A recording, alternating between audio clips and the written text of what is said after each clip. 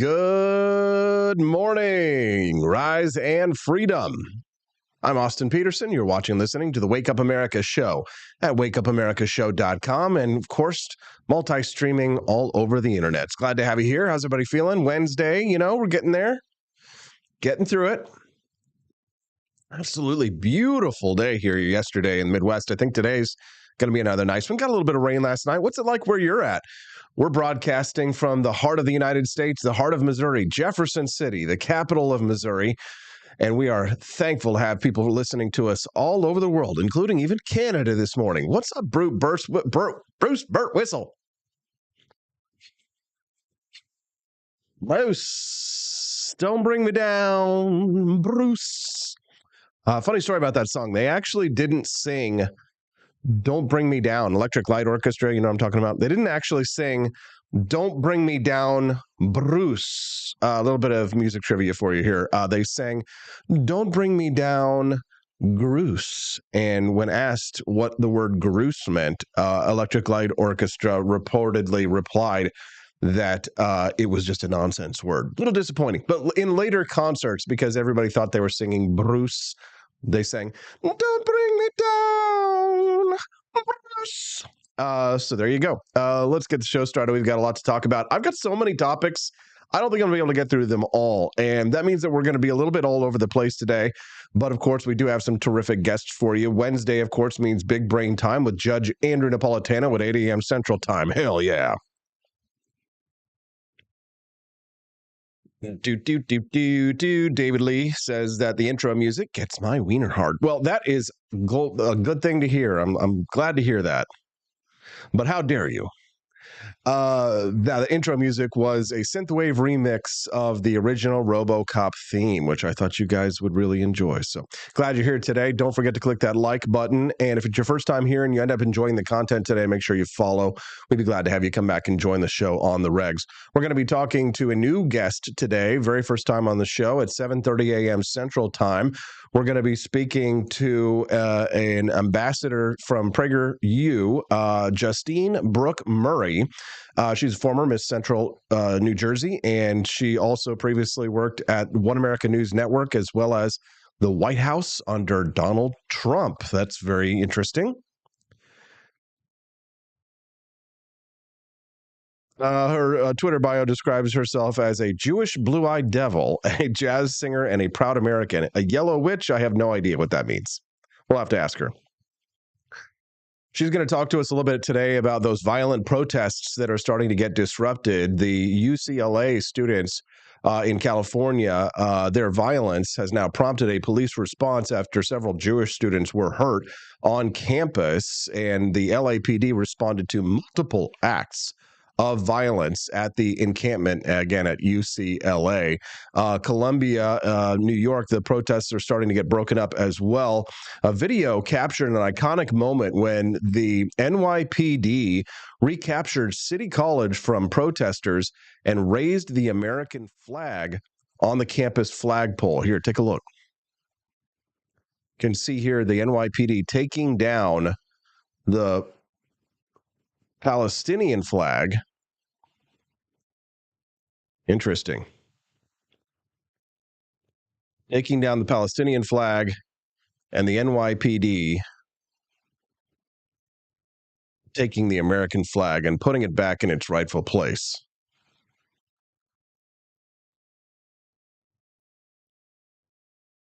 There we go.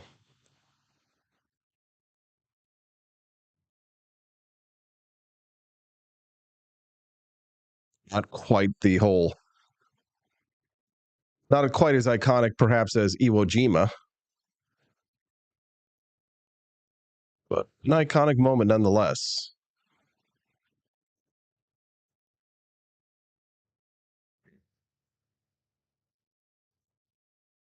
Interesting. Put it up for the NYPD. You'll love to see it. Thanks, guys, for letting me know that the soundboard wasn't doing its thing. There we go. Looks like the soundboard's doing its thing. Can you hear this? Can you hear me now? I've been working on some really weird and wild and wacky upgrades for the show lately, but I haven't really gotten some of the problems with them ironed out. So I apologize. Every once in a while, when things go wrong, it's usually because I'm trying to make some upgrades, so I break everything. Levin214, thank you for the donation today. Appreciate that, brother. As you all know, we have bonus content to unlock if we raise $60 by the end of the show on Rumble Rants or in purchases at apforlibertyshop.com. Then you guys are going to be able to unlock today's mini documentary. And today's mini documentary is on the theme of, guess what? It's going to be about technology that set us free. We did refrigeration yesterday, and the day before that, we did washing machines. So I think you guys will really enjoy and appreciate today's. If you unlock today's bonus content, then you're going to get to see today's technology that has set us free. And today's, I think that is one that you're not going to expect. So get those Rumble Rant donations in, and you'll be able to unlock today's bonus content. It should be lots of fun. White flight from Louisiana. This story just made me laugh yesterday because every article that I read about this was reminding us that the people who were engaging in secession, oh my God. It wasn't bad that they were seceding. Oh no, it was bad apparently that they were white people seceding. No. Oh. Oh, think twice. It's another day for you and me in paradise. Wealthy, white, Louisiana. No. God. No. No, God, please, no. Wealthy, white Louisiana residents win the right to split from Baton Rouge and form their own city. God bless you. Why is it so important, though, that they're white? I guess I will never understand. A group of wealthy white. This is the New York Post reporting this, by the way, in this way. You could have just said a group of wealthy Baton Rouge residents. Isn't it bad enough that they're rich? Do they have to be white too? How dare you? A group of wealthy white Baton Rouge residents have won a decades-long battle to split from the majority black city to form their own suburb following a state Supreme Court ruling. Do not come. No. Do not come. I'm going to Baton Rouge. I'm going to the suburb of Baton Rouge. This is the culmination of citizens exercising their constitutional rights. We voted and we won, said Andrew Merle, noted wealthy white guy. Yes, now we begin the process of delivering on our promises of a better city, he said. We welcome both our friends and foes to the table to create St. George. Oh, I'm going to come to the suburbs of Baton Rouge. I'm coming to St. George. Cecilia this morning, you're breaking my heart. She says, Laissez le bon temps rouler. I want that here in KC, Northland from the city. Wouldn't that be nice? But you just can't have that. How dare you? Especially if you're wealthy or white. You can't have it. It's not for wealthy or white people. The freedom is not for wealthy white people. They're not allowed to make these kinds of decisions. Much like the case with Central, the last incorporated city to be born in East Baton Rouge Parish, the St. George Initiative began with the hopes of residents starting a new school district before ultimately deciding, you know what? F it. We're going to create our own city. Yeah, I love to see it. Although the St. George supporters had voted for this before and they didn't get enough votes in 2015, 4 years later, the initiative won the election, and then it was stalled by a lengthy court battle. Sharon Weston Broom, she's the mayor-president leading the combined Baton Rouge and East Baton Rouge parish governments, sued the St. George organizers, arguing that the split would siphon more than $48 million in tax revenue from the local government. I don't know how to make this make me feel. It's free. They're freaking out. I'm applauding. We are laughing. And Norm Macdonald reportedly had this to say about the mayor. No offense, but it sounds like some fucking commie gobbledygook. Yes. They were draining these wealthy white people dry. $48 million in tax revenue. So basically, yeah, they were eroding their tax base. Listen, the reason why Abraham Lincoln went to war was not to free the slaves. His reasons. Not that other people didn't go to war to free the slaves. I'm not saying the Civil War wasn't about slavery, but Abraham Lincoln did not go to war to free the slaves. Abraham Lincoln went to war to preserve the Union, and because his tax base was shrinking. The wealthy white people were leaving. It's always about the wealthy white people.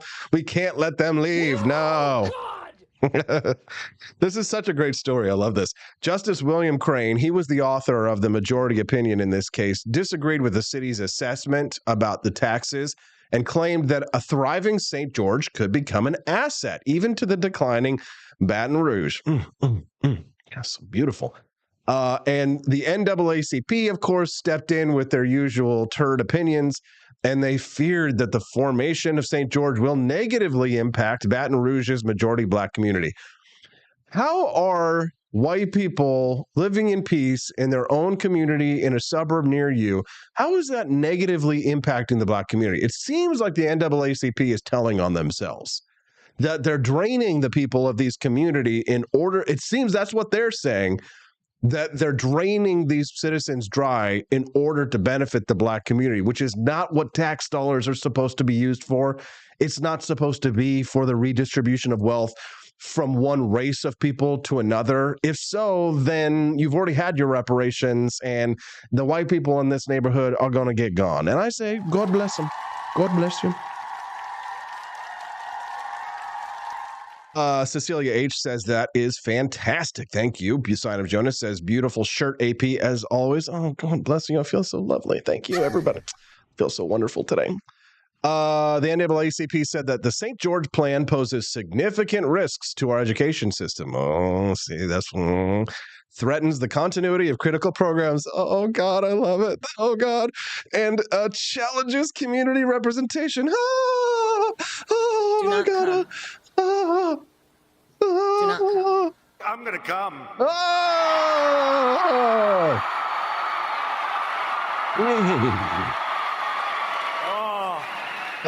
Yes. The NAACP went on to say the creation of a new municipality introduces considerable uncertainty around funding allocation for our schools. Oh, I'm getting excited again.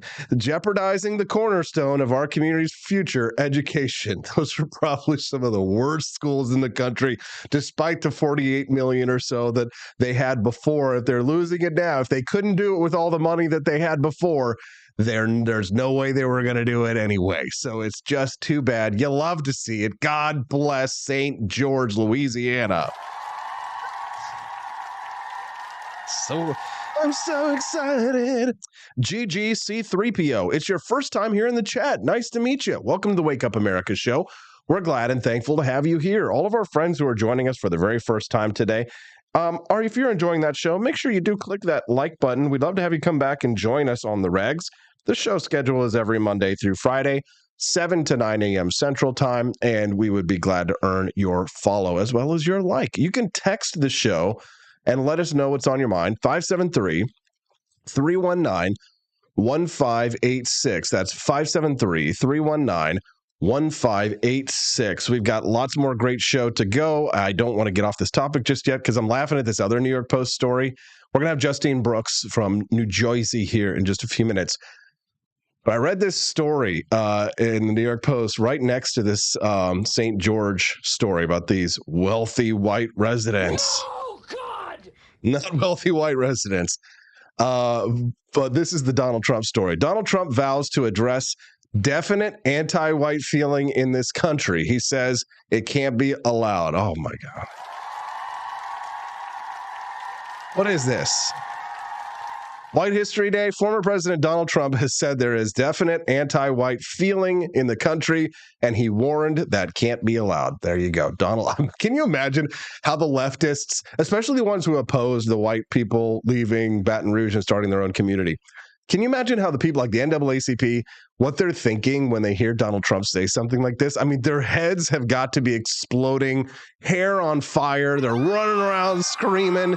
Donald Trump says there's definite anti-white feeling in this country, and the leftists are like, remember that meme that was going around? The left was freaking out because they were saying Donald Trump was making fun of this retarded guy, or like, I don't know, Down syndrome, not Down syndrome, but he had like multiple sclerosis.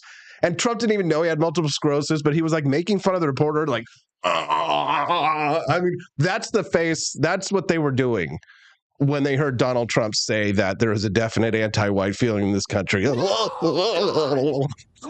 God, please, no, no. Is this show getting off to a good start or what? Good God bless it. This is fun. In olden days, a glimpse of stocking was looked on as something shocking. But now God knows anything goes. Trump was asked in a wide-ranging interview with Time magazine about polls showing most of his supporters think anti-white racism now represents a greater problem in the country than anti-black racism. Do not come. Do not come. I'm going to come.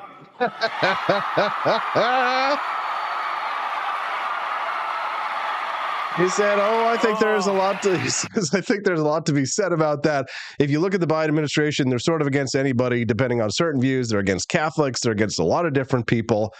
He said they actually don't even know what they're against, but they're against a lot. But no, I think there is a definite anti-white feeling in this country, and that can't be allowed either. God bless you, Donald. Of course, they hate us. They tell us all the time how much they hate us. When you read articles like this, even the New York Post, like the sort of right of center New York Post says the headline is this: wealthy white Louisiana residents win right to split from Baton Rouge and form their own city. How about just Baton Rouge residents win right to split from the city and form their own community? Why is it important to note that they're wealthy? No, and they're white.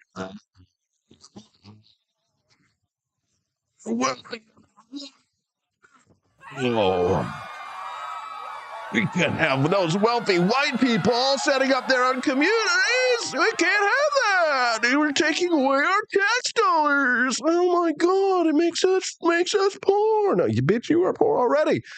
Here's the thing: if you steal all this money from these people and you're still poor, bitch, it's your problem. You've got a spending problem. It's not a revenue problem. You got plenty of money coming into the government. It's not a revenue problem. It's a spending problem. It's not a wealthy white people of St. George problem.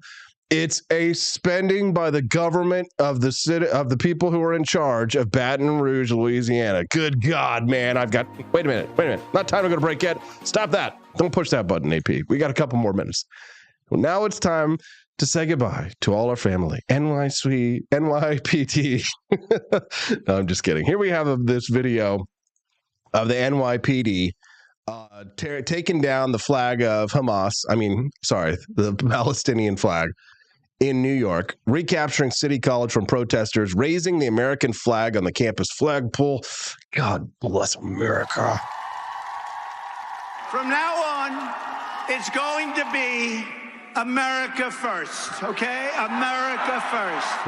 Yeah, honestly, we know that in New York, we are led by very, very stupid people. Very true. Very, very stupid people. Yesterday, this video. We cannot let it continue. Thank you, Mr. President. Yesterday at UCLA, before the protests got broken up, wristbands were being used to identify anti-Israel students at UCLA so that they would be allowed to enter the Quad, the Hall, and Powell Library. Some students were allowed in, and others were kept out. This, in a taxpayer-funded institution, which is discrimination, is illegal. And the campus initially was not only tolerating it, but also facilitating it. Here you can see our buddy Ian Howarth was saying, did they run out of yellow stars? So they were look at them still wearing masks like a bunch of little pussies. Like a bunch of little LGBTs. wearing masks outdoors and in public. The only reason you would be doing something like that in the United States, like this isn't Hong Kong, right? This isn't communist China. This is the United States. And the reason why they're doing this, not only to virtue signal, right, or because they have been terrified, these little soy boy beta cucks, but because they are likely terrorist aligned. Many of them here, you can see there they are, allowing only in the students who are cucked alongside them. Here, students at UNC Chapel Hill, young white boys, probably wealthy, protected the American flag from pro-Hamas anti-American protesters who were trying to remove it. Here you can see young men, mostly men. I don't know, are there any young women actually stepping up to protect the flag that protects their rights? Nope, not seeing any yet. We're told by my buddy Eric Dondero that some of these young men were in a Jewish fraternity, though I have not been able to find corroboration of that just yet. Young men standing up, not just for the flag, in my opinion, but for what this flag represents. The flag that flew over Mount Suribachi at Iwo Jima. These young men, are there any women standing with them? Any young, look at these punk bitches here. The generational divide on politics between young men and young women shown right here. I'm going to go get a young woman who is not woke. Her name is Justine Murray. Lovely young lady. Justine Brooke Murray is going to talk to us about that. Miss Central New Jersey, former White House, 45, and a Jewish blue-eyed devil. When we get back, don't go away. It's the Wake Up America Show at wakeupAmericaShow.com.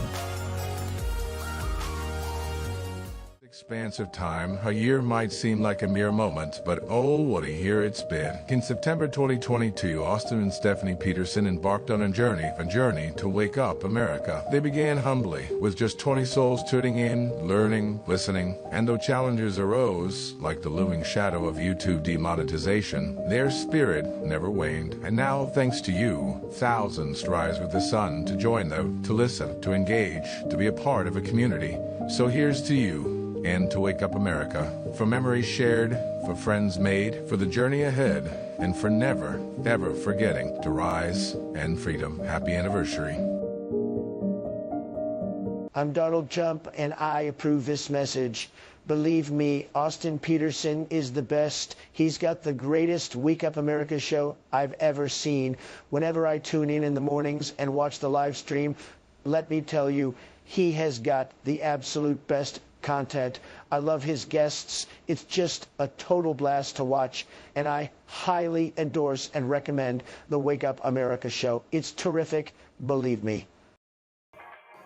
Is the outdoor your home about as exciting as a library? Then spice it up and unbore your space with our custom metal signs. Crafted with love and a bit of libertarian magic, you can customize your own metal sign at ap4libertyshop.com. So head to ap4libertyshop.com, customize your own metal sign today.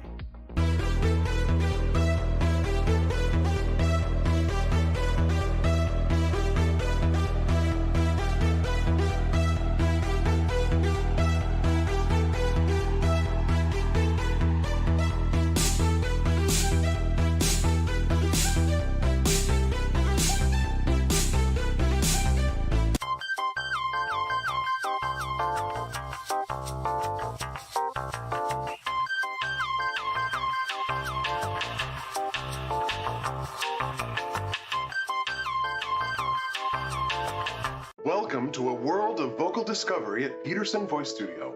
I'm Justin Peterson, here to guide your musical journey. Envision a place where your voice reaches new heights, where every note tells a story. We embrace all singers, from the enthusiastic shower vocalists to aspiring stars, ensuring each voice finds its unique rhythm and tone. Are you ready to elevate your voice? Visit PetersonVoiceStudio.com and sign up for remote lessons tailored just for you. Let's begin this melodious journey together.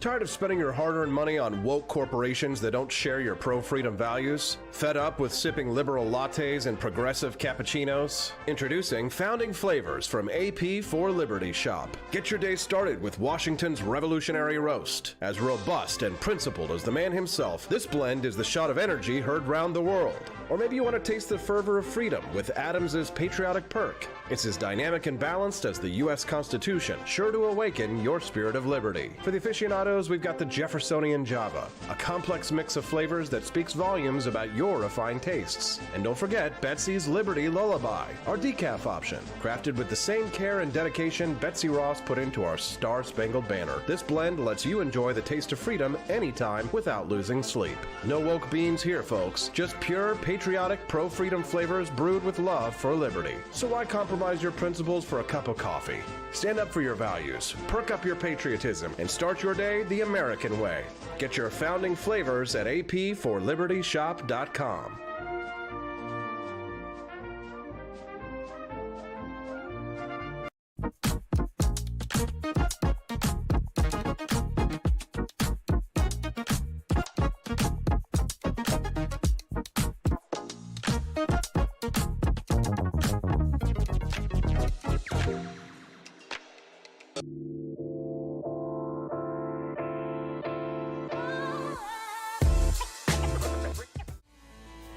Welcome back to the Wake Up America show. Good morning. I'm Austin Peterson, Rise and Freedom. It's been a great show so far, don't you guys think? We've been laughing and having a great time talking about that story out of Baton Rouge, Louisiana, but it's time for us to set our sights to the east, to the west, the left coast. UCLA students are now getting broken up. Their encampments are being broken up, not only there, but also at Columbia as well, after the protests in favor of Hamas terrorists turned violent. One young lady who visited the campus herself and has first-hand reports of what she has seen there by the name of Justine Brooks Murray is joining us live on camera for the very first time right now. She's an ambassador for PragerU, TPUSA, and former White House under 45. Pretty huge, if you ask me. Good morning, Justine. Welcome to the show. Glad to have you here today. Thank you for having me. What are your thoughts in general on these protests, now knowing that they have actually turned violent, Justine? You're a young Jewish woman yourself. What are you thinking when you see these stories of Jews now being attacked for their identity, nothing more than just being Jewish on a college campus here in the United States? Your reaction? It's funny how the left quickly devolved from punch a Nazi to punch a Jew. What they really meant all along was any speech, any viewpoint, anybody who dares disagree or not toe their Marxist lefty line is suspect to violence. They feel like they have the moral obligation at this point to kill you. It's the same ideology, the same actions that, on a much larger and much more heinous scale that Hamas did on October 7th, that ideology that they have the right to hurt people, to physically assault people, that it's the same ideology that is being bred on these college campuses. And this is nothing new. This has been a cancer that has been spreading at universities for decades. Universities have installed these Marxist administrators to crank out these little Maoist spoiled brats to believe that any viewpoint, to believe that anything that they might disagree with is a threat of violence. So they've been taught to combat what they believe is violence, speech. They equate speech and thoughts with violence. They combat that with actual physical acts of violence. And that's what you're seeing here. Justine, I have a video that I'm getting ready to pull up on the screen to show alongside you while we're having this conversation.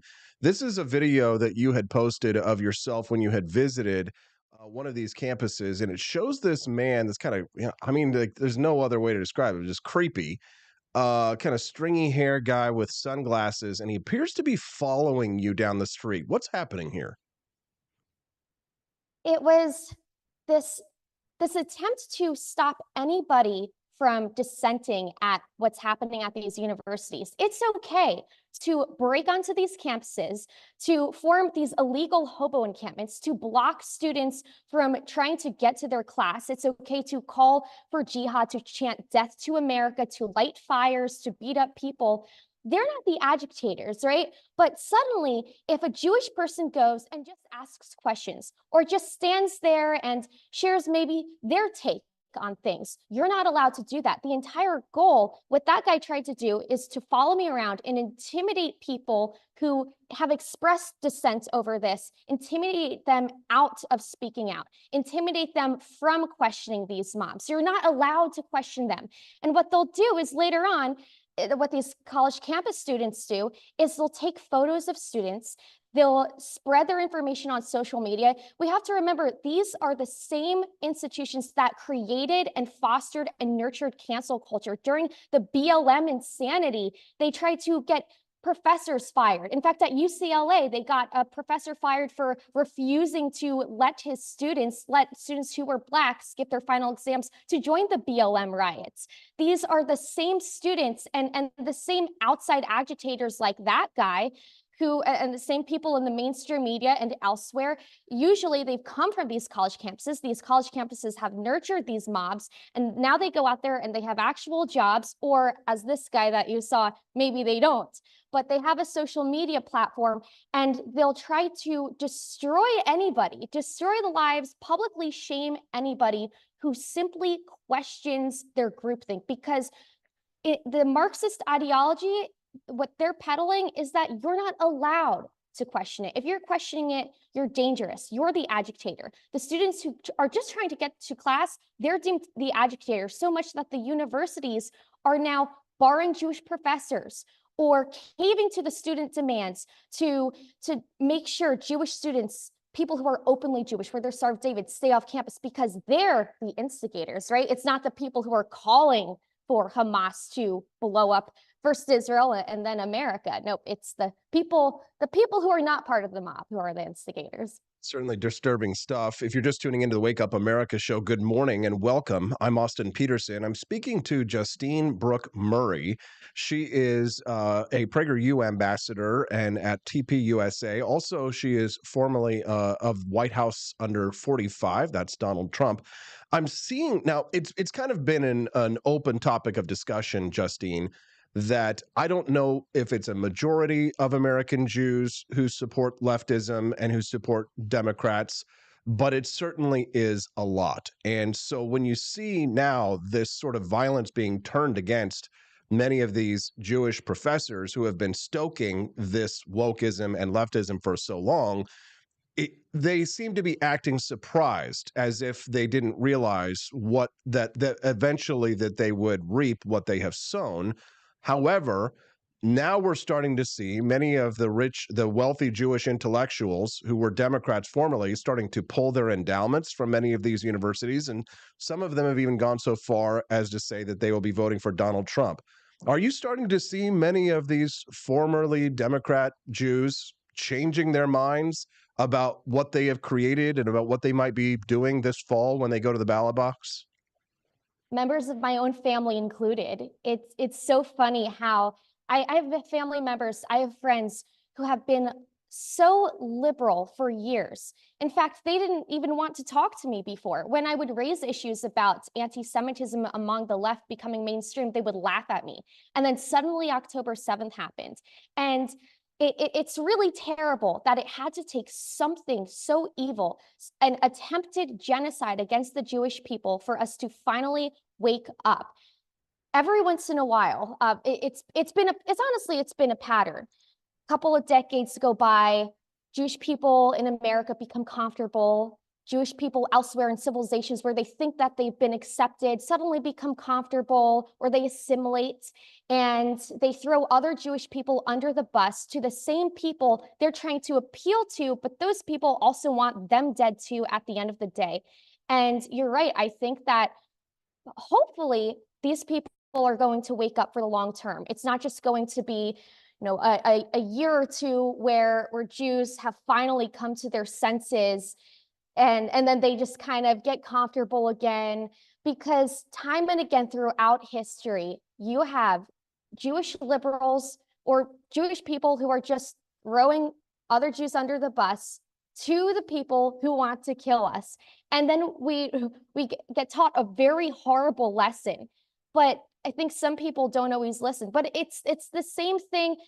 It's not confined to just Jewish people. This is the same problem going on with young Americans. I mean, how many of these students who are chanting and cheering for Hamas right now, how many of them will be cheering when, God forbid, another 9/11 happens? Will people finally wake up then like they did right after 9/11? Or is this just going to be a long-term cheering, people in our own country cheering on for our destruction?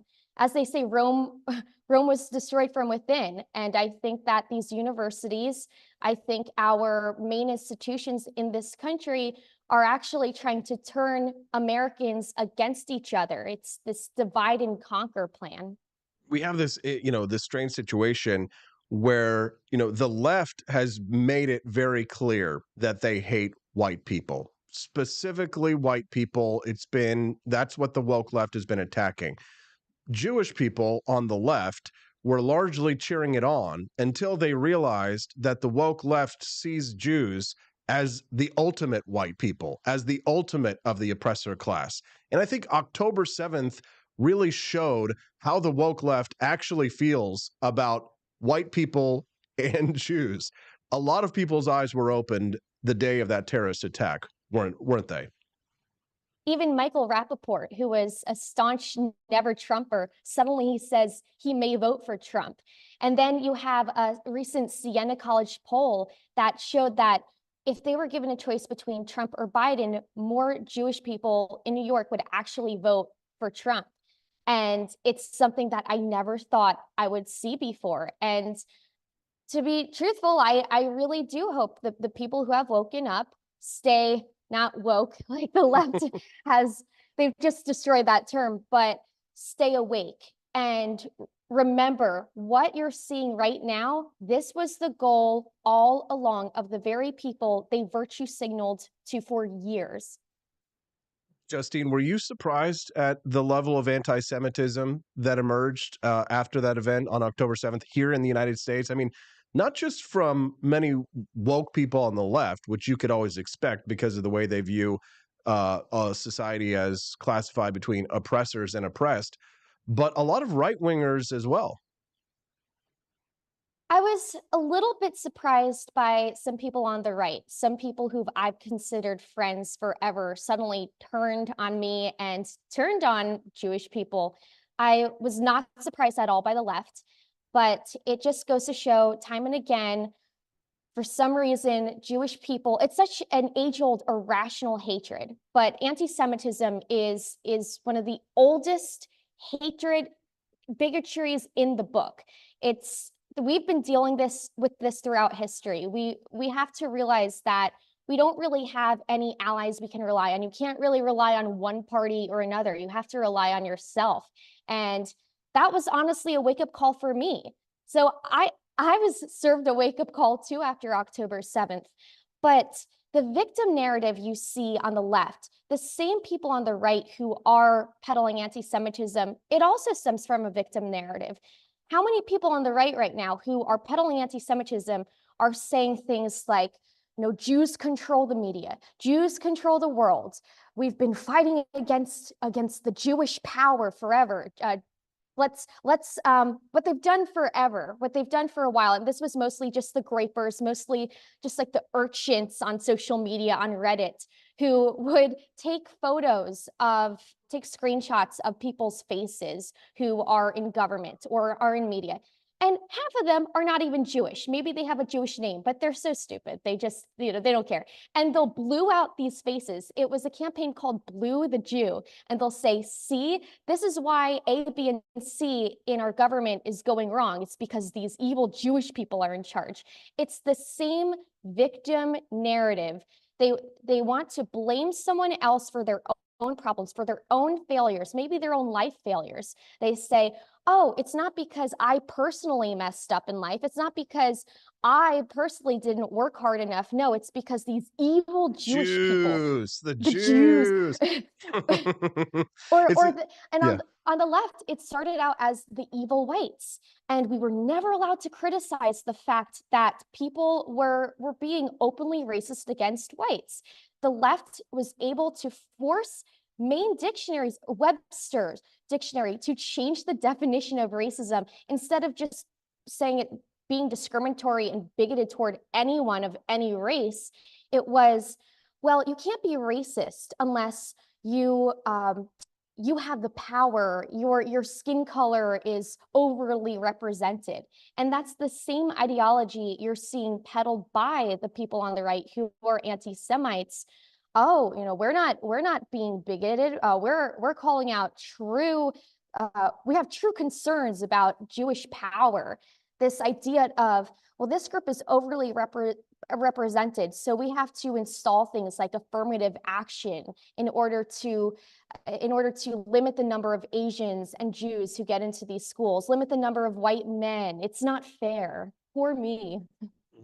If you're just tuning in, I'm speaking to Justine Murray a little bit about the protests on college campuses that are now, as we speak, being broken up. The encampments of students, pro-Palestinian protesters across the country that have turned violent are now being broken up. Justine, this is a great conversation, and it's been awesome having you on the show for the very first time. Is there anything else that you'd like to share with our listeners, or maybe give us a plug before we let you go today? This is just a warning for the parents, the donors to these schools, people who are considering going to these schools, people who have been part of their schools. We have been warned. America has been warned for years about the rot in academia.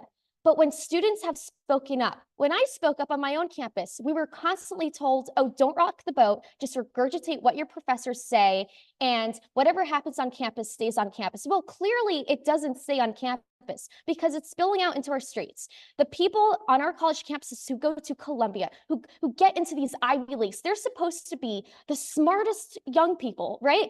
But they're instead people who are just so eager to lap on to any propaganda thrown at them. They're just so quickly drinking the Kool-Aid.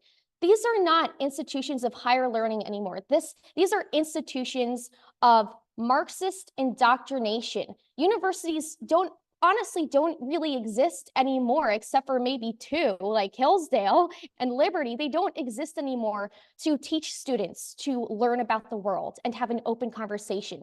They teach students to destroy Western civilization, to become little anarchists.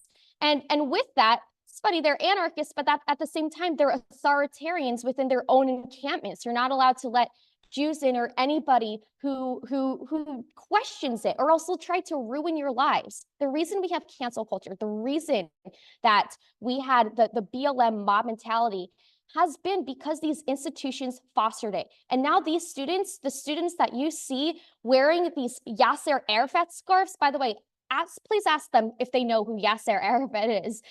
They probably don't. But those same students, they don't even know what the river to the sea means. They don't even know which river they're talking about when they say the river to the sea.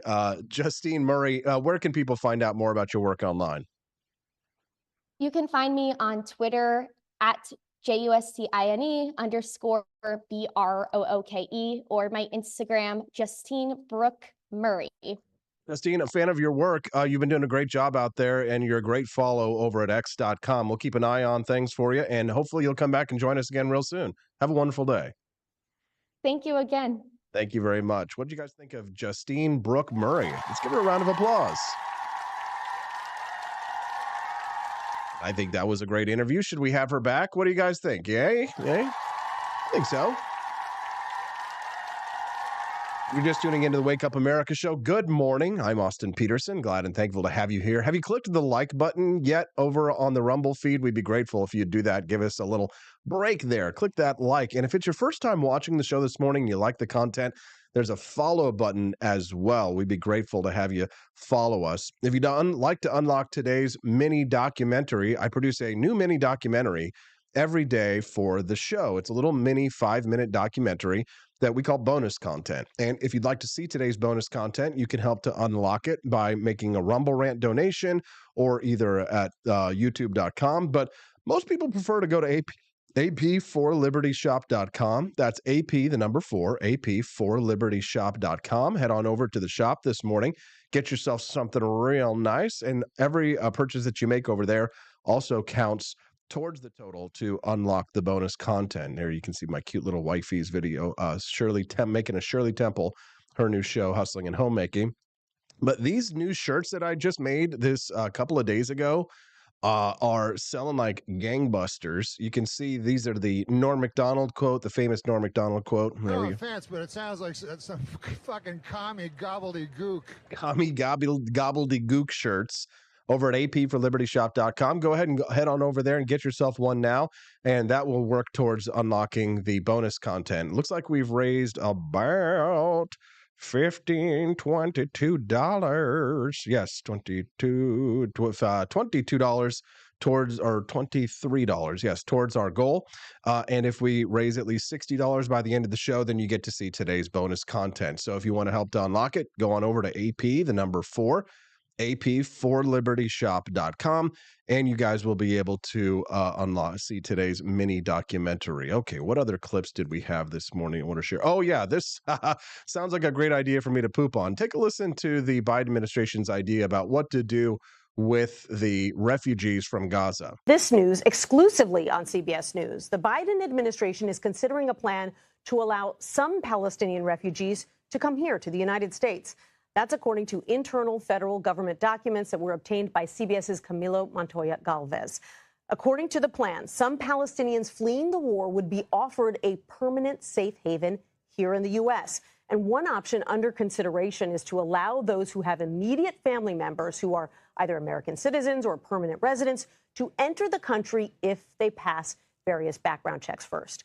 The plans would require coordination with Egypt, which has so far refused to allow large numbers of people from Gaza to cross the border into that country. That sounds like a great idea for me to poop on. But what do you guys think? I'd be curious to hear your thoughts. You can send us a text. Text the show at 573-319-1586. Again, the text lines are open. You can text me anytime, night or day at that number at 573-319-1586. Again, the text line, program it into your phone, 573-319-1586. Let me know, what are your thoughts on this or any other news of the day? Sometimes people send us in topics or guests that they'd like to see on the show, and I'd be glad to do that. Tony Martinez yesterday was talking about what's coming back on the show and letting us know all the great stuff that's happening down with our friend Javier Milei of Argentina. And I sent him my phone number. How you doing, Tony? Give me a call. Love to hear your thoughts. Mighty Megatron asking, did I just quote Triumph? You damn right I did. Let me do poop on. We're going to have Judge Andrew Napolitano on the show today. Can't wait to speak to the judge at 8 a.m. Central. We're going to talk to him about the Supreme Court is weighing the question of presidential immunity, and it seems as if the Supreme Court might actually come to a very surprising conclusion about whether or not the president of the United States, while he is serving as president of the United States, would have immunity from criminal liability for the actions that he takes while he is president of the United States. The judge, of course, a legal scholar, a constitutional scholar, knows much more about the law than I do, and of course, the Supreme Court. So I'm looking forward to getting Judge Andrew Napolitano's take on that this morning. Again, he's going to join us this morning at 8 a.m. Central Time, so we've got just a few more minutes to go until the judge gets here. Many of you have been asking about the new sponsor for the Wake Up America show, the company that has stepped up and said that they are going to invest in helping the Wake Up America show be a success. And this week, our sponsor has gone live, and I'm excited to Wake Up America show looks at technology or innovations. That was the bonus content, but you haven't unlocked it yet. Oops, wrong scene. There's the right scene. Our friends over at Preserve Gold have got a great deal going on for you today. They want you to text the word Liberty to 50505, because right now, if you text the word Liberty to 50505, they have an immediate $500 account credit offered to you just for requesting their investor's guide. Now, you know me as a big libertarian, liberty lover, anti-Federal Reserve, anti-central bank digital currency guy.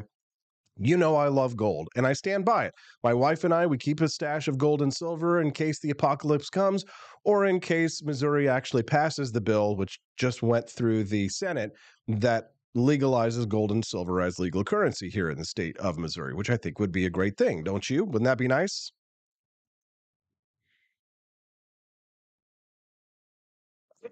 Did you guys see what the bonus content was? Were you able to suss it out what the technology was or the innovation that that the bonus content was? Oh no, you'll have to wait. Hopefully, you'll unlock it.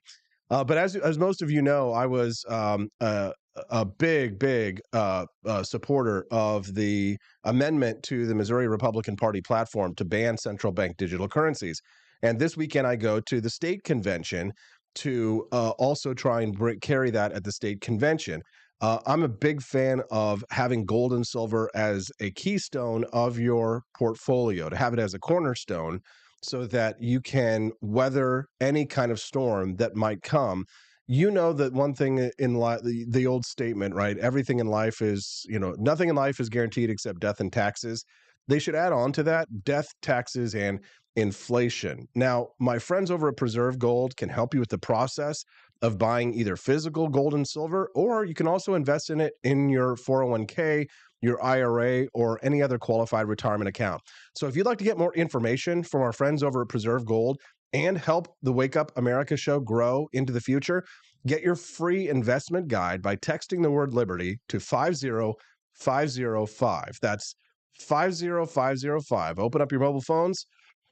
Open up the text messages, text the word Liberty to 50505. Remember, when you're doing that, not only are you securing your financial future, but the Wake Up America show will continue to grow. We might be adding staff. We might be able to expand this show way faster than we even thought, into more shows and a bigger Liberty network. If you'd like to see that happen, open up your phones, text the word Liberty to 50505. Again, text the word Liberty to 50505. Okay, it's time. Let's go get Judge Knapp. We haven't unlocked the bonus content just yet, but we're going to do it after we get back from the judge, right? Head over to apforlibertyshop.com. Buy some Founding Flavors coffee. That way you guys will unlock that bonus content. You'll be able to see it right after we speak to the judge. Coming up next on the Wake Up America Show at wakeupAmericaShow.com.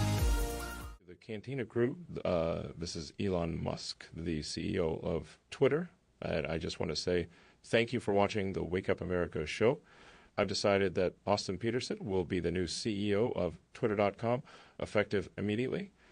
First thing to do, though, is I've got to go and blast off into space.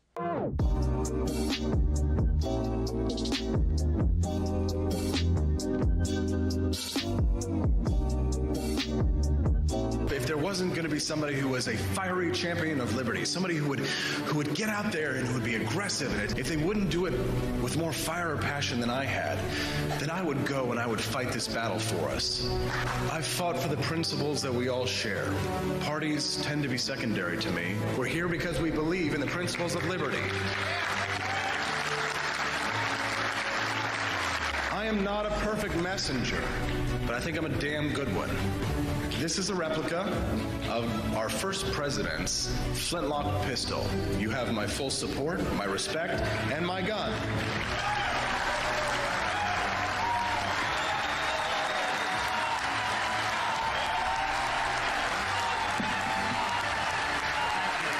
I think that the heart of my philosophy is much more libertarianism than well, that's the fashionable word these days, I guess. A conservative is no longer just that. He's a libertarian and always has been.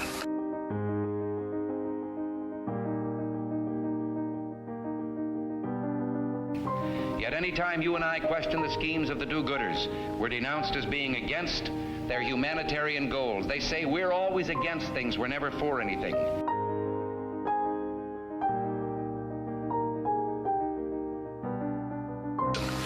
What is fascism? Fascism is private ownership, private enterprise, but total government control and regulation.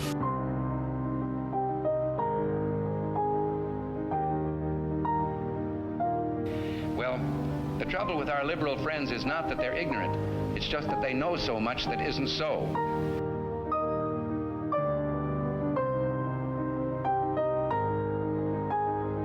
we lose freedom here, there's no place to escape to. This is the last stand on earth.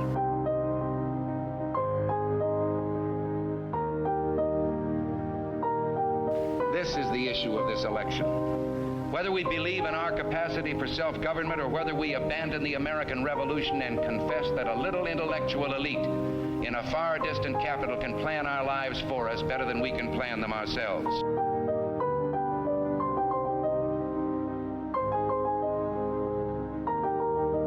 The conservative, so-called, is the one that says less government, get off my back, get out of my pocket, and let me have more control of my own destiny.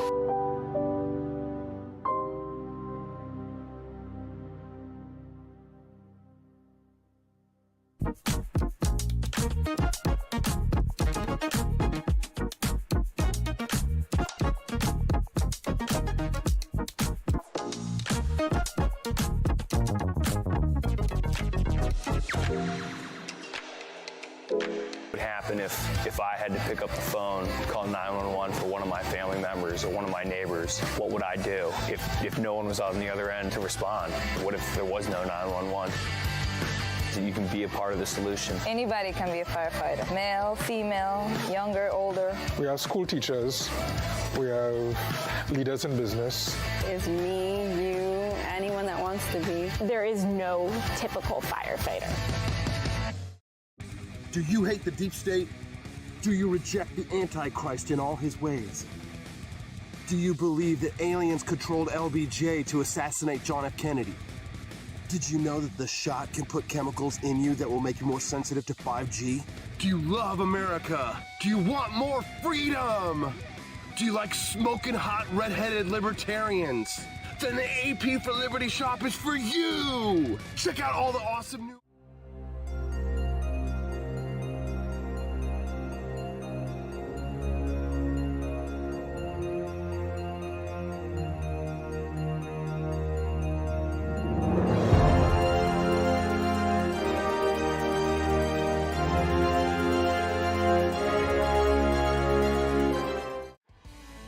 All right, we're having way too much fun over there backstage. Judge Napolitano and I always have these great conversations, and we eventually veered off into this very intense philosophy discussion about progressivism and republicanism and paleoconservatism. I'm like, we cannot have this conversation here right now. We need to have it in front of the audience. All rise. The great Judge Andrew Napolitano joining us live from New Jersey right now. How you doing, Judge? Chris is with me. Can you see him? Oh, we got to pull him up. We got to put him in the center of the frame. Let's see him, Judge. Now he's off on his own. You got to watch out now. Don't hand that dog to Christy Noam. Did you hear that story? That is outrageous. Unbelievable that anybody could kill a dog. Unbelievable. I grew up on a farm, Judge. We did have to kill animals sometimes, but never dogs, and never dogs that weren't healthy. Like if they had rabies or something like that, that might have to happen, but not like a perfectly healthy 14-year-old dog, 14-month-old dog. Because, quote, I hated it. Good Lord. She was a Tea Partier, Judge. She came into she rode into town on the wave of the same people that got elected on with Thomas Massey and Justin Amash and Rand Paul and Ron Paul and Sarah Palin had the Tea Party summit with Judge Napolitano. Christy Noam she was a Tea Partier, Judge. Right. But her attitude about living things leaves a great deal to be desired. Why the hell she said this happened 10, 15 years ago. Why she said it is beyond me. Judge, we have some topical concerns, some news items that we need to discuss this morning in order to ensure that our audience remains informed. But one of the most important reasons why I bring you on every Wednesday is, not just because we're friends and I like to hang out with you. That's a part of it.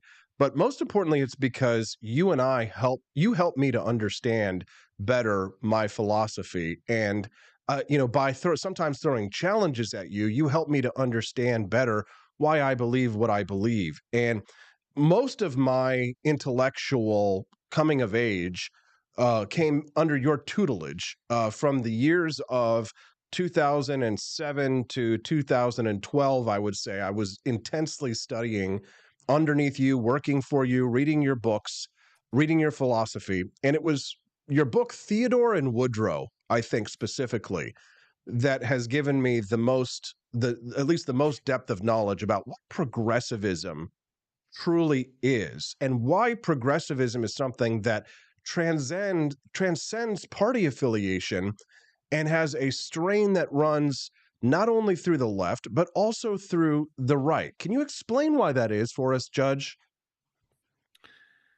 Well, because a lot of members of the right become rich, fat, and happy and want the government to keep them that way. And they're willing to utilize the government for their own devices.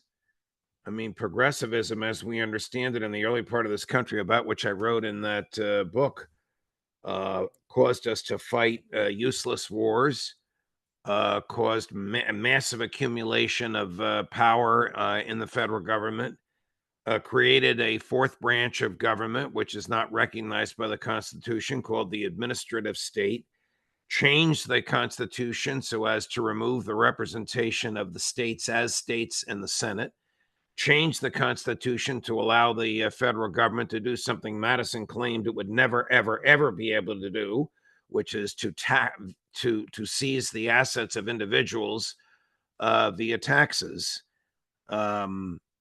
I've argued with a lot of friends, our then colleague Glenn Beck, over who was the worst president between Woodrow Wilson and FDR, and I really think it was Woodrow Wilson.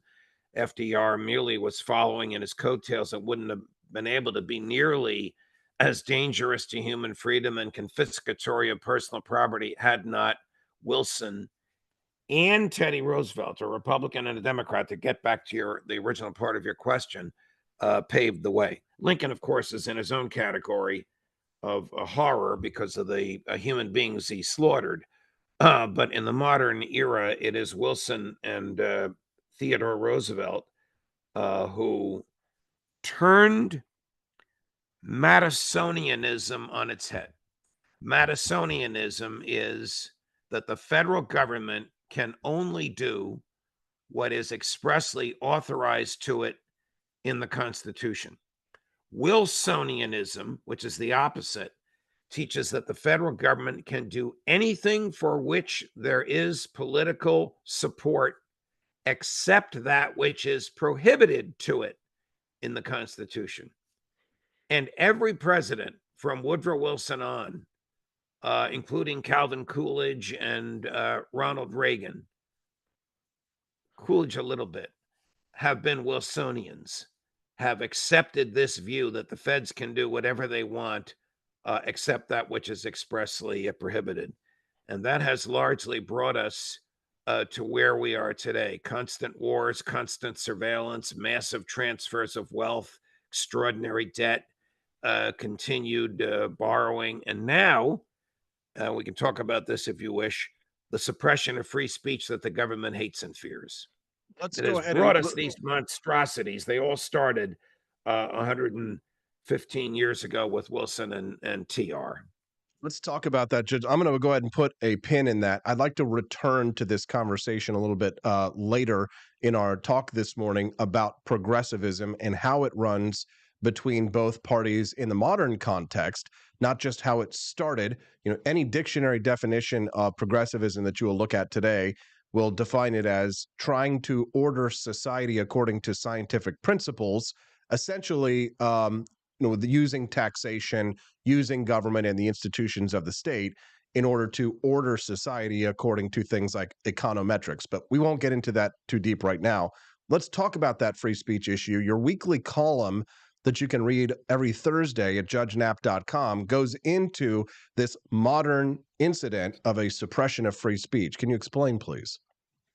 Well, I wrote about the suppression of free speech because it is being suppressed right before our eyes on college campuses. College administrators who are the beneficiaries of generous donations from Jewish American philanthropists. Are you there, Judge? Are Judge, you're breaking up there. Can you hear me there, Judge? Well, this is live. I see that my buddy Brian Esco is over in the Rumble chat. Judge, are you there? I can't hear you just now. It looks like you're connecting to your audio. Yes, you're back, Judge. You were telling us about your column and the suppression of free speech on campuses, and you had just said that the endowments that were made by wealthy Jewish Americans to colleges, and then you cut off. Go ahead. The college administrators are terrified that these donations, the endowments they already have, but the continued flow into them will be cut off because the donors don't approve of of what the demonstrators are saying on college campuses. This notwithstanding that federal aid has been given to these schools, and that requires them to protect the freedom of speech. The public accommodations laws, which I condemn as unconstitutional, which we can go into if you want, but which are the law of the land in nearly all states, certainly in California, New Jersey, and New York, require that the public places on college campuses be open to the free exchange of ideas. And there is, with the exception of what happened in California this morning, where there were fisticuffs, I don't know who started it, between Palestinian demonstrators and Israeli demonstrators. With the exception of that, the only violence of which I'm aware has been caused by the government, by 100 Texas Rangers on horseback sent in by the governor of Texas on government property to rough up students that were exercising the freedom of speech on land owned by the government in Austin, Texas, the University of Texas, and by the NYPD at Columbia University. Because the government hates speech that challenge. Well, that is just painful moment. There we are. Not sure what's happening today. That's okay. The government hates speech. Go ahead, Judge. The government hates speech that challenges it and wants to suppress it. Look, the British suppressed speech that was evocative of revolution. If they had done so successfully, we'd be bowing to Charles III today. Freedom of speech is the linchpin of all other freedoms. It allowed the revolutionaries to whip up the brush fires of freedom. At the outset of the revolution, less than a third of adult white males in the colonies wanted to engage in violence in order to secede from Great Britain. By 1783, it was about 80%. These are rough estimates by the late Professor Bernard Balin at Harvard. Obviously, there were no sophisticated polling at the time. My point is, no good can come about in a mass movement without the freedom of speech. It is the linchpin to the other freedoms. It is often accompanied by a suppression of privacy, but that is not what's happening on campuses today. As far as I know, you can say what you want in your dorm room. They're only suppressing what you say in public. Okay, two things, Judge, just to offer you a little pushback and see how you respond to it. One, Quest Fanning brought this up in the chat. He says, freedom of speech is not freedom to imprison or to bar others' free movement. Many of these protesters on college campuses are preventing free movement. Some protesters, lefty protesters, will block bridges. So, for example, in San Francisco, you don't have a free speech right to block other people's free movement, correct? Absolutely correct, because the right to travel is a natural.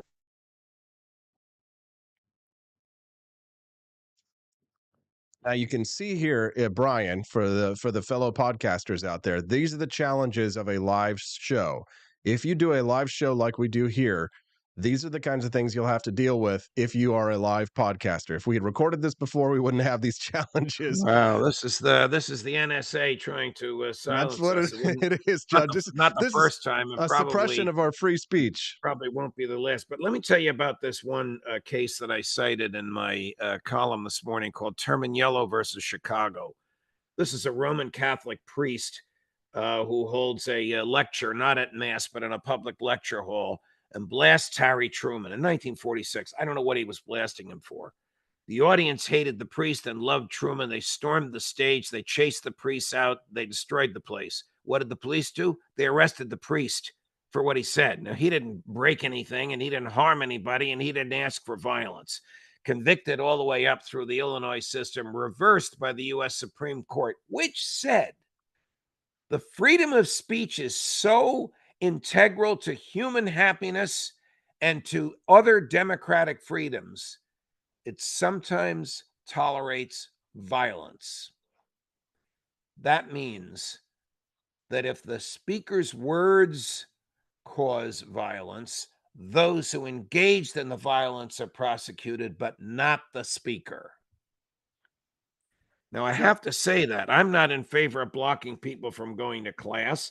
I'm not in favor of occupying buildings and preventing the university from delivering the services that students have paid for. I'm not in favor of preventing people from going to work, but I am in favor of, and this is not me, this is the Supreme Court, giving every benefit of every doubt and drawing every inference in favor of the speaker. That's how important and integral free speech is to our society. Amen. If you're just tuning into the Wake Up America show, good morning. I'm Austin Peterson. We're glad to have you here. Please do click like on that stream. And if you're enjoying the content and it's your first time here on the show today, please click the follow button as well and come back and join us. The show schedules Monday through Friday, 7 to 9 Central. But every Wednesday at 8 a.m. Central Time, Judge Andrew Napolitano regales us with his wisdom of an incredible life lived in his fight for liberty. And we have also been good friends for a number of years. We previously worked together at the Fox Business Network on his show, Freedom Watch. He now has a much more successful show that he does called Judging Freedom, which you can download on any of your mobile devices and follow his YouTube channel as well. We're going to talk about that a little bit more in a few minutes. But Judge, on one of the big topics of the day, the Supreme Court is weighing the question of presidential immunity. One of Richard Nixon's most famous quotes is, when the president does it, that means it's not illegal. Maybe he was right? Well, according to Donald Trump, he was right. Trump's argument was for total and absolute immunity, meaning whatever he did as president, even if he strangled his wife or shot Joe Biden, he couldn't be prosecuted. These absurd hypotheticals and examples actually came out in two of the oral arguments, one in the U.S. Court of Appeals for the District of Columbia Circuit and one before the Supreme Court. I think the Supreme Court is going to give him a partial victory, which is that he has immunity for official government acts that have are dedicated to the presidency and have a legitimate governmental goal. But Jack Smith, anticipating this, crafted the indictment so that the allegations against him on January 6th are alleged to have been personal, private acts towards the personal goal of staying in office. So if the Supreme Court sends this back to a trial judge, which I think they will, to decide, for the trial judge to decide what's official and what's personal, those are questions of fact that only a jury can decide. Therefore, there will be a jury trial, and she, the trial judge, will instruct the jury. If you find that the following acts were official, then you will find the defendant not guilty. If you find that the following acts were personal, then you will decide if they were criminal. And if they were criminal, then you will convict him. If they were not criminal, if the government did not prove him guilty beyond a reasonable doubt and to a moral certainty, you will find him not guilty. That's basically the instruction that they're going to say. So there's two levels of official acts. There's what's called core presidential acts.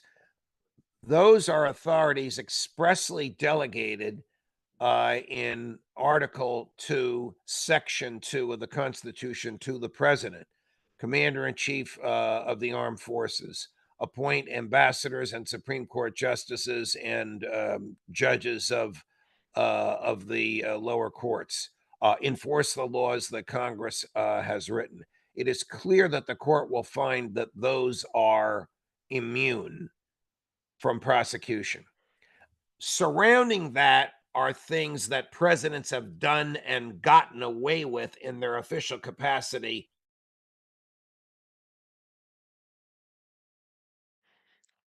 There we are. Judge Knapp Are you there, friend? Looks like we've lost him.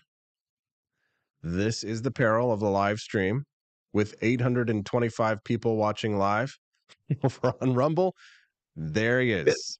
The court will find that those are immune as well. But if something was strictly personal, done for a personal goal, the court will find that that can be the subject of a criminal prosecution.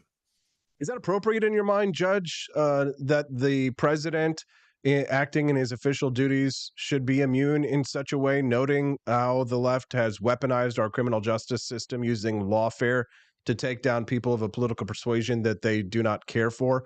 Would you say that acting in your official capacity as president of the United States, that there should be some measure of protection in order for you to be able to accomplish the job for which you swore an oath to do? Yes, for the core official activities delegated to the president in the Constitution, but not for everything else. Could Barack Obama be prosecuted for murder for ordering a drone to kill Anwar al-Awlaki, an American, and his American-born son? Yes. Could George W. Bush be prosecuted for authorizing and paying for torture? Yes. Could Donald Trump be prosecuted for murdering General Soleimani? Yes. None of these are powers given to the presidency in the Constitution, and they're all outside of those core functions that presidents did because they thought they could get away with it. They just happen to be the worst crimes imaginable: murder and torture. And presidents should fear prosecution before they do things like authorize torture or direct assassinations.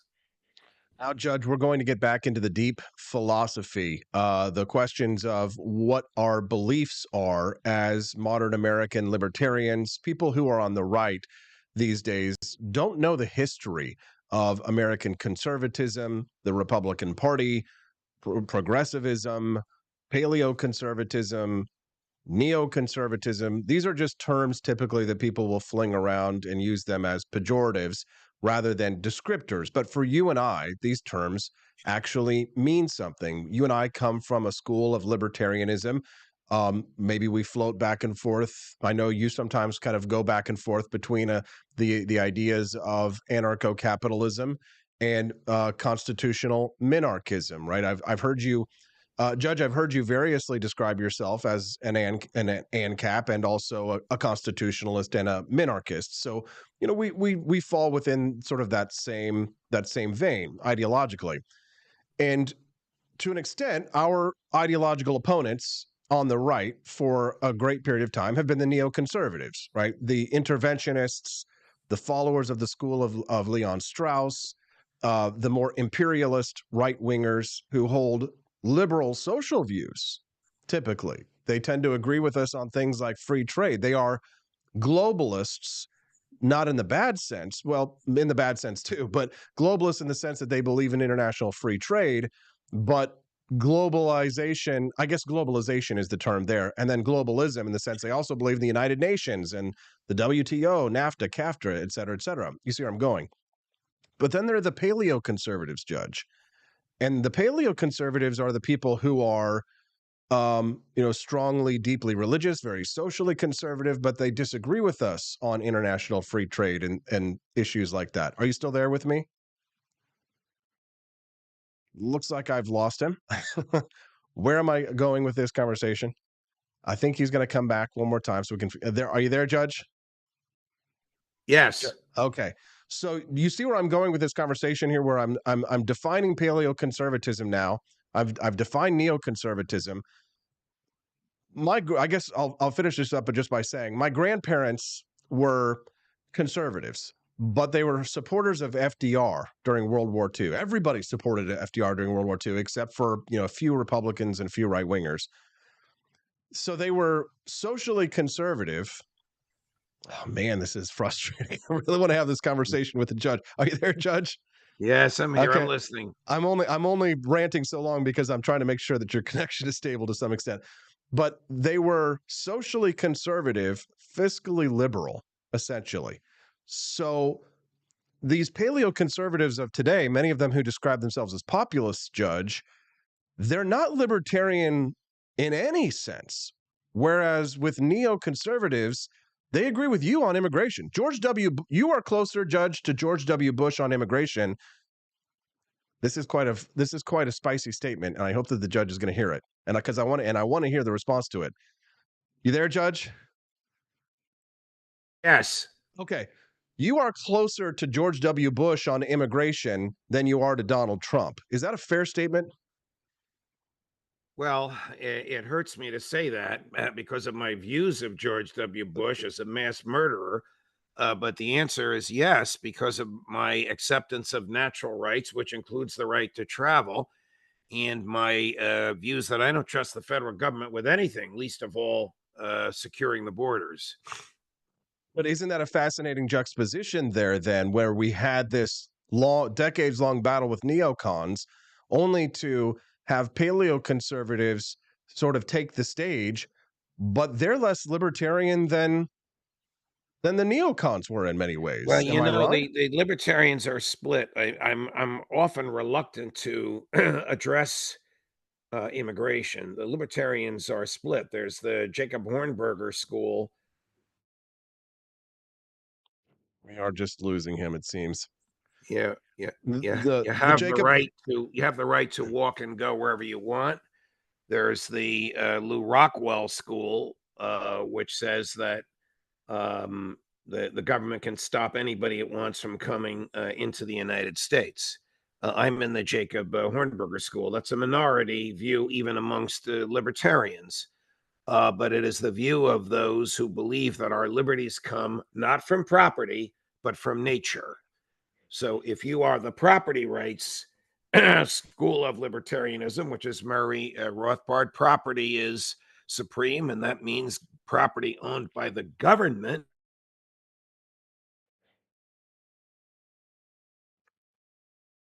I'm very sorry for the challenges we're facing there today with our internet service providers. This is maddening. I know, Judge, especially because this is such a good conversation that I would love to have. Go ahead. If you embrace natural rights, then you have the right to travel wherever you want. Not on my backyard, not into my home, but the government can't stop you from walking on a government street.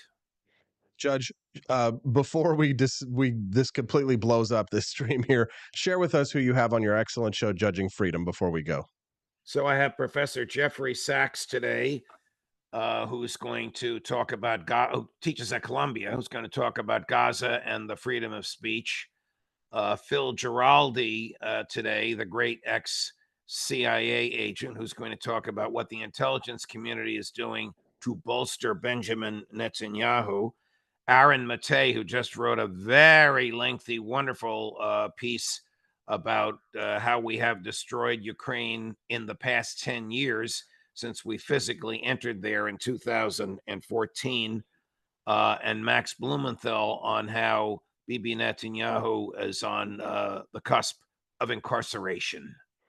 Judge Andrew Napolitano, host of Judging Freedom podcast, and our Wednesday regular with great honor and great respect. Judge Napolitano, thank you for your time today. Look forward to seeing you next Wednesday. You got it, and thank you for your patience with this internet. I'm not sure what's going on, but we'll triumph. We'll fix it next week, Judge. Have a great day. You too. That's Judge Andrew Napolitano. Let's give him a round of applause. Okay, so thank you to the 1,000 people joining us live. I imagine that Rumble has placed us on the front page. I'm the host of the Wake Up America show, Austin Peterson, and I'm glad and grateful to have you here. I see many new names and faces in the chat that I haven't seen before. People like Rex22 joining us for what appears to be the first time live today, as well as Hero Quest and Ike Giving a Shits. I think I saw Giving a Shits the other day. Nice to see you again. Welcome. For those of you who don't know, Brian Esco joining us live in the chat yesterday. I did an interview with him. Many people are asking me these days why I'm voting for Donald Trump. And I did a pretty good explanation, a long, drawn-out explanation. If you'd like to hear it, I did that interview with Brian Esco. It is maybe not still pinned to my X account, but if you would like to hear that interview, definitely check it out. Brian Esco's account over on x.com. I won't get into that right now. If you were wondering where I was going with all of that conversation with Judge Anna Napolitano, it was to talk really about the ideas of progressivism and how progressive ideas have infected both the left and the right. And what is progressivism? Well, these are people who want to order society according to scientific principles. These are people who want to take our government and use it to socially engineer society. They use taxes, regulations, and control and fear and surveillance in order to enforce their dictatorial edicts. For those of you who are unaware, progressivism is not just woke leftists. It's also big government right-wingers who spend every dime they can out of the taxpayers' purse.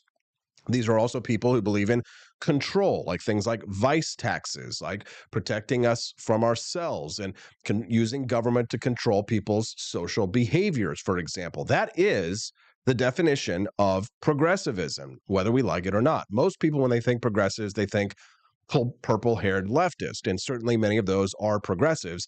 But progressivism has a long and storied history on the right as well. For those who aren't aware, Theodore Roosevelt was considered a progressive Republican because Teddy, much as I love him for creating national parks and being a man's man and doing judo in the White House and for many other things that I admire him of as a person, his policies were not, quote unquote, conservative, nor were they libertarian to a large degree as president of the United States. And for further reading on that, I highly recommend Judge Napolitano's book, Theodore and Woodrow, if you would like to get a better understanding of how progressivism has infected both parties. And if you're wondering how that has manifested itself today, first you need to go back to the history in order to understand that. Brian Eskow over in the chat says, thanks, Austin. Had a great conversation with the judge. I wish I had him for con law. Yeah, me too. The judge is great. You know, whenever we have 1,100 people watching the Wake Up America show live, I always have to say thank you to Rumble and thank you to you for joining us. Remember that this show streams live Mondays through Fridays, 7 to 9 a.m. Central Time. We've always got new names and faces joining us today, like Justine Brooke Murray, who joined us earlier today. And we also have great regular guests like Judge Andrew Napolitano. So you get a really great mix, not only of topics, but of guests. You're always getting to meet new names and faces, and you get your old regulars like Judge Napolitano, Camelia Peterson, Daniela Pensack. And I'm out there looking for new names and faces to add to the roster for regular guest appearances on this show as well. Maybe it could be you. I'd love to hear your thoughts on the news of the day. You can send me a text at 573-319-1586. I've got some great news for you guys. Our buddy Glowcas this morning unlocked the bonus content. Thank you, Glowcas. Now, one of the ways that I've been successful in monetizing the Wake Up America show is not just from my awesome sponsors like Preserve Gold, but also the bonus content that I produce. I produce a 5-minute mini documentary for the Wake Up America show every single day.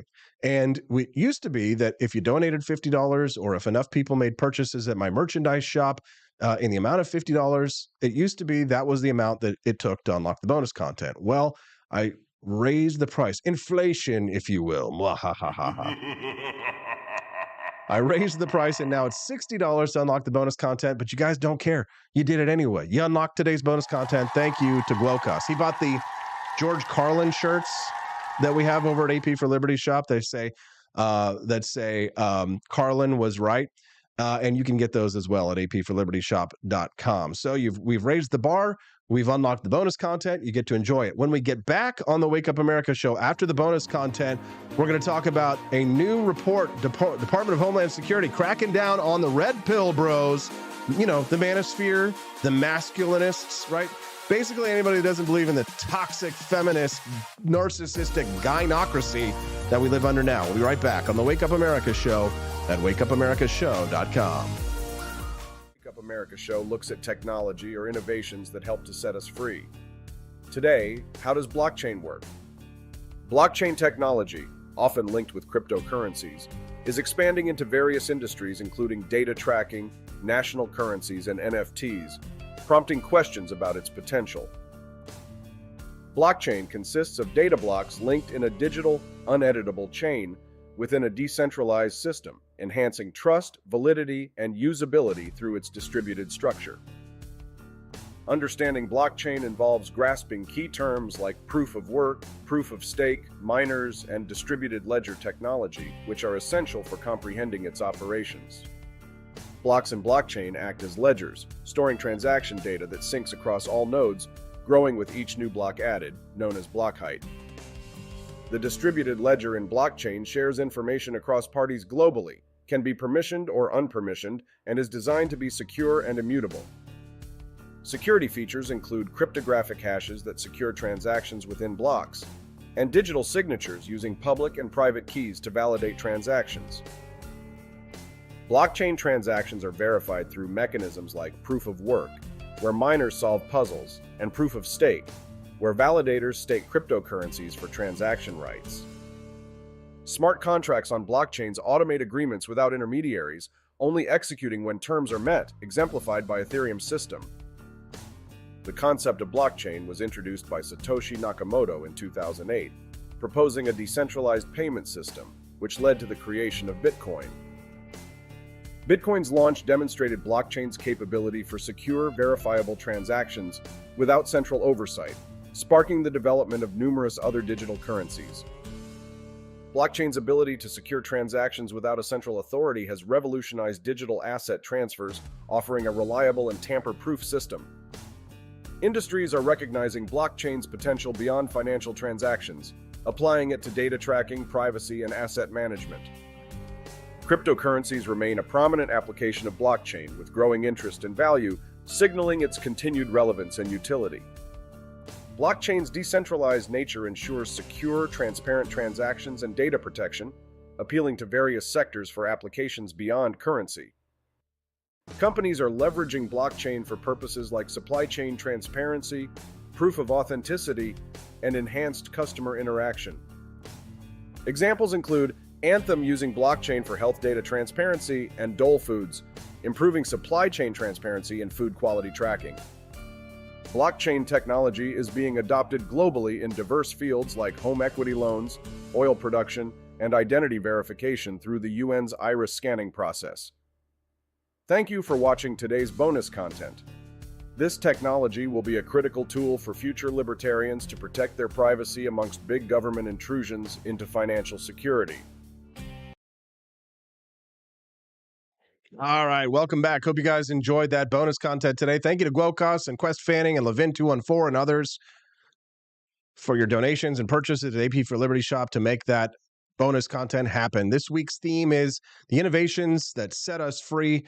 Today's mini documentary about the blockchain technology. I hope that you enjoyed that and appreciated that. We'll continue to do that. You guys keep unlocking it. We have a completely unbroken string of bonus content that has been unlocked for the last 2 months now. I don't know. We'll have to go back and find out. But basically, every single day we've unlocked that bonus content. We have not gone a single day without unlocking it because, if it doesn't get unlocked, it goes away forever.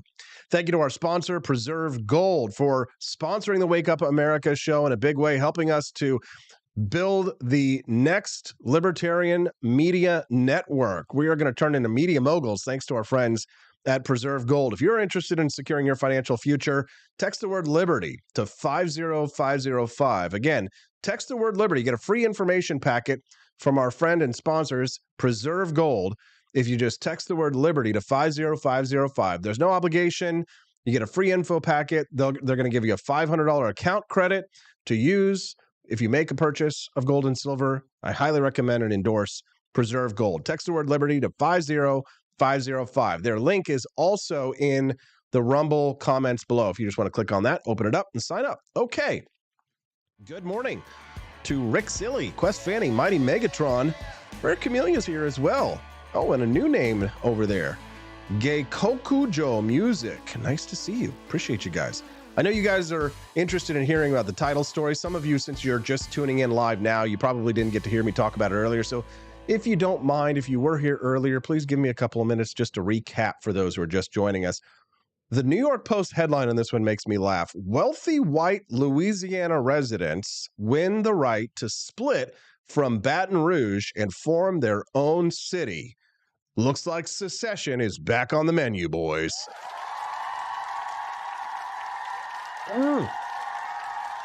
You love to see it, and I was really enjoying this. But I don't understand why the New York Post felt it was important to label the people who are seceding from Baton Rouge and setting up their own independent community called St. George, why you needed to label them as wealthy or white. I'm sorry, but I'm Chicano on the inside. I identify as a poor Chicano from East LA.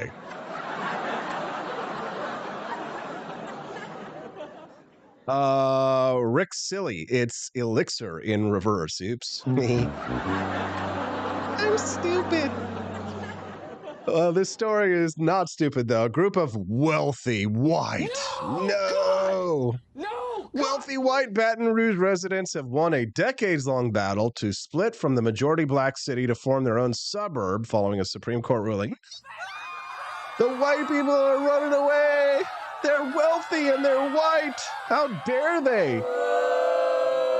The only thing that could make a wealthy white person even worse is if they have babies. No, don't have babies. Andrew Merle, he's one of the leaders of the St. George campaign, that's the community, says this is the culmination of citizens exercising their constitutional rights. We voted and we won. The mayor of Georgia was saying to the people of St. George, Do not come. Do not come. I'm going to come.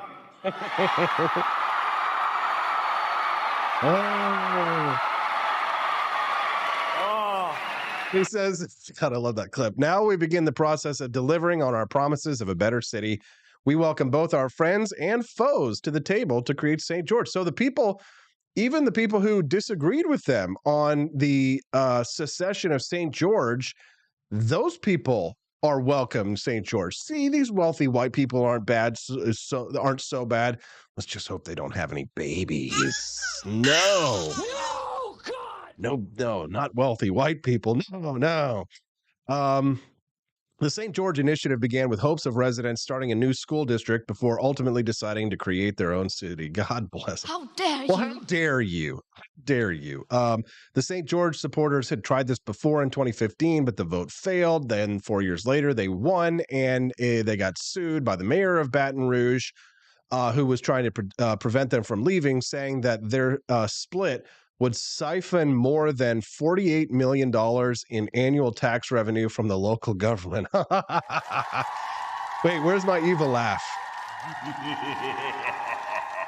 My laugh is pretty evil as it is. Anyways, those wealthy white people, how dare they? I see that some of you are clicking follow on the Rumble chat this morning. If you're enjoying the content, please follow along. Click that follow button and come back and join us on the regs here on the show. We'd love to have you. It's a great show.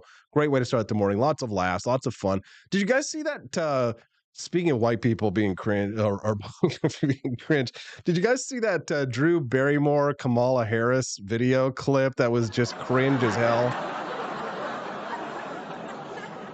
You know, it wasn't as bad as the time that Drew Barrymore got on her knees in front of Dylan Mulvaney. Speaking of getting on her knees, but here's the video of her in front of Kamala Harris, talking to Kamala Harris. One of the most cringe videos I've ever seen. Take a look and a listen to this.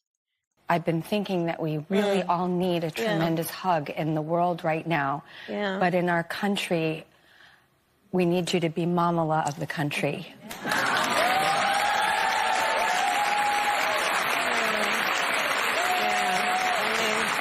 I mean, I think even Kamala thinks that is actually pretty cringe. We need you to be Mamala of the country. Look at Kamala's face after Drew Barrymore says this. We need you to be Mamala of the country. Yeah, I know. I mean, like,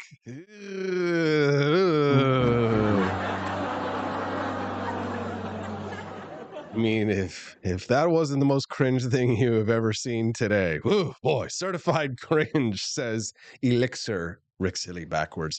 Glad to have you here, Elixir. It's nice to see some new faces in the chat.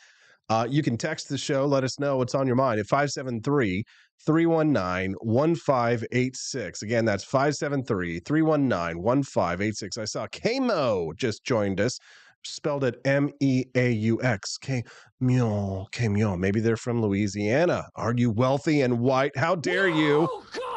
How dare you? No wealthy or white people allowed over here. Anyways, I'm just laughing at this story because they're so upset about these people leaving. But even the New York Post is reporting that they're wealthy and they're white. You could have just said residents of St. George. You could have just said people.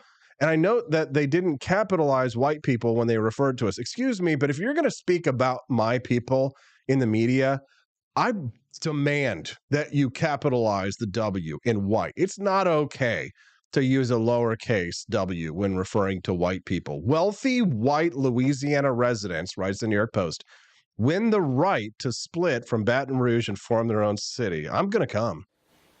Do not come. I'm coming. Do not come. I'm going. I'm going to come. I'm coming to St. George, baby.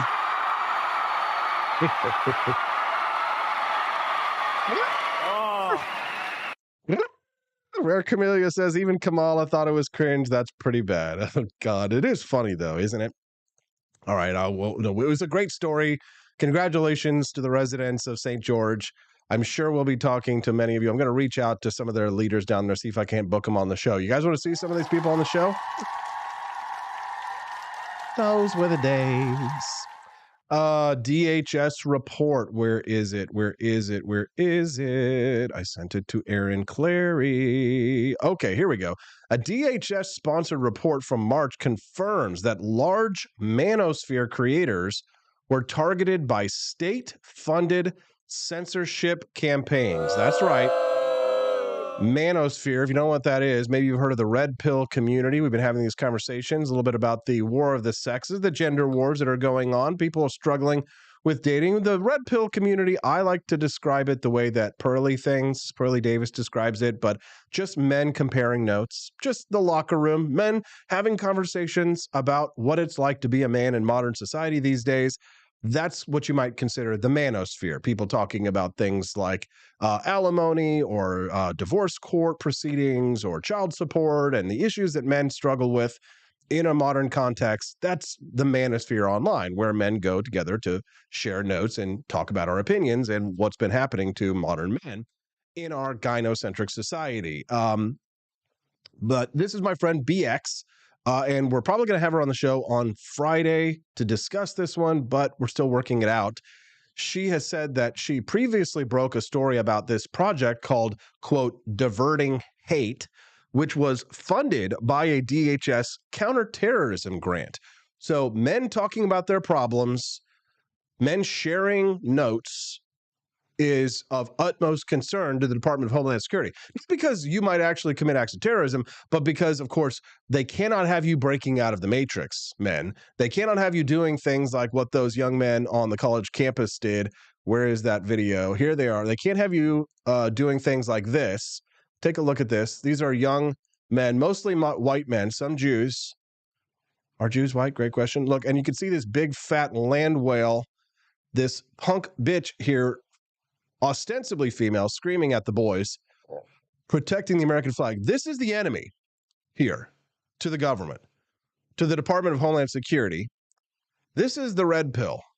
You see these young men protecting the American flag, not because of the fact that it's the American flag, but because of what the American flag represents. Remember, this is the flag that flew over Mount Suribachi at Iwo Jima. Here you can see these Americans, and look, they're being attacked.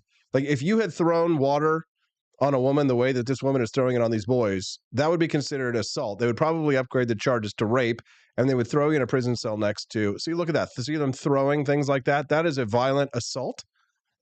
And if those boys had done that to a group of giant, fat, enormous, obese, overweight, dark-haired, swarthy women, like the one you can see over here, this enormous turd-shaped female, this is the type of rhetoric that they want to suppress, by the way, this bovine, porcine female screaming at them.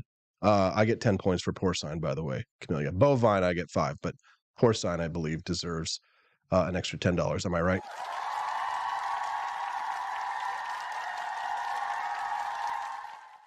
But a new DHS-sponsored report confirms that large manosphere creators were targeted by state-funded censorship.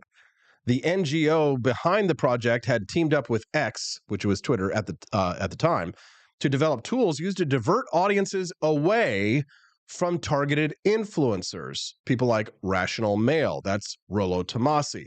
People like the Fresh and Fit podcast, the Whatever podcast, and of course, my favorite, Pearly Things, and reroute them to state-sponsored influencers. The goal of the tech is to detect and suppress hate speech under the guise of terrorism prevention. Now, here's an unpopular opinion. Hate speech is free speech. They don't want, they allow their hatred, right? It's okay to hate white people, wealthy white people from Louisiana, setting up St. George, leaving Baton Rouge. That's not allowed, right? But they're allowed to hate white people all day long. They're allowed to hate Jews all day long. You can hate white people. You can hate Jews. You can hate some Asians and Latinos if they vote for Donald Trump. If it's Latinos for Donald Trump, then you're allowed to hate them, right?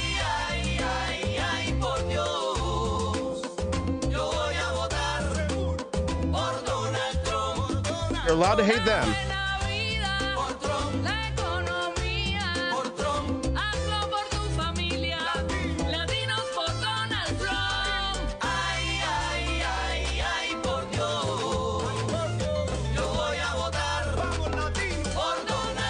You're allowed to hate them, but if those people, if those Latinos for Donald Trump, if the Jews who are sick and tired of being assaulted on college campuses, if white people want to secede, that is hate speech. That's not allowed. You're not allowed to hate the people who hate you.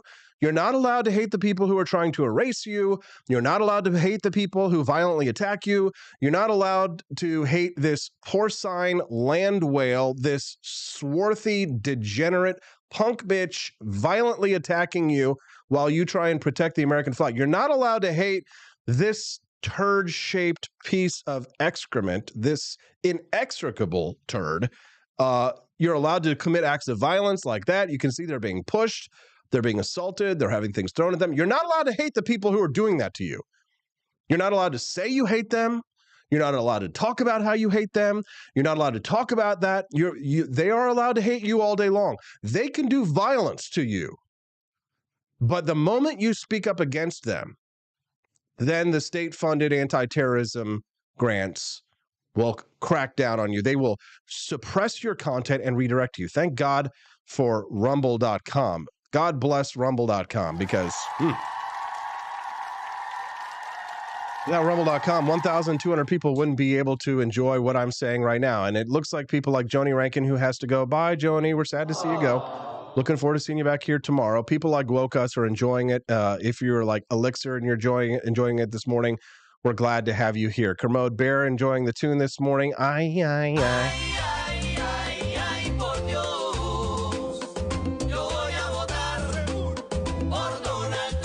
This is your idea of a good time in the mornings, and you're in the right place. Do please click that like button and subscribe to the channel. We'd love to have you come back here and join us. We are going to talk more about this DHS report, the cracking down on this content. We'll probably talk about it again tomorrow with Camelia Peterson when she joined us on the show. Can't wait to hear from her. BX Bullet will give us an update on Friday. We'll hear Steffi's take on it. We've got so much more great stuff to share with you, the listeners and viewers of the Wake Up America show. Now it's time to say goodbye. It's the end of the show. It's time for us to, this is the sad music as we call it, I know.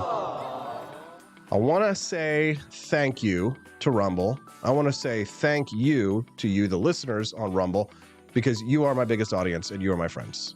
I have two favors to ask of you. Actually, I'm not going to call them favors because a favor would imply you're not going to get something back. I want you to engage with my sponsor today. That sponsor is Preserve Gold. You can get a free information packet, helps support the next wave of libertarian media like this.